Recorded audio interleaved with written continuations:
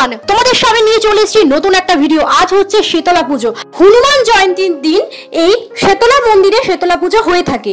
মনমোহনী পরিবারের সাথে থেকো এবং পুরো ভিডিওটা দেখতে থাকো। আমি এখন চলে এসেছি শীতলা মন্দিরে। মন্দিরটি কোথায়? হুগলি জেলার শ্রীরামপুরের মানিকতলার ভিকারান চান্দমালের ঠিক উল্টো দিকে, মানে গ্যাস অফিসের ঠিক পাশেই হচ্ছে শ্রী শ্রী শীতলা মাতার মন্দির। দেখতেই পাচ্ছ প্রচুর ভক্ত এখানে পুজো দেওয়ার জন্য চলে এসছে। এই মন্দিরটি স্থাপিত হয় 1268 খ্রিস্টাব্দে।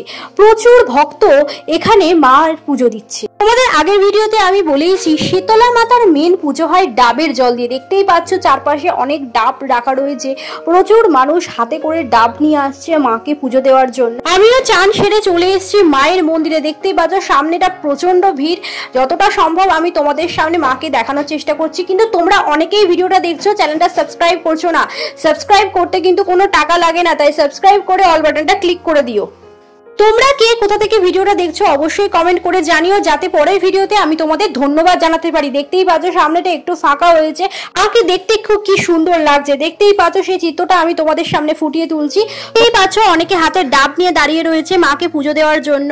দেখতেই পাচ্ছ খুব সুন্দর লাগছে সেই চিত্রটা।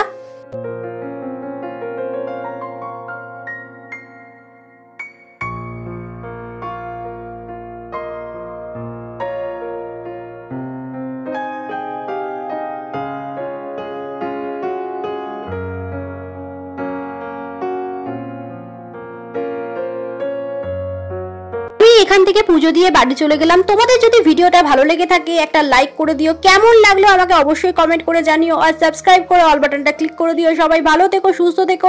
এই গরমে তোমাদের কেমন কাটছে আমাকে অবশ্যই কমেন্ট করো।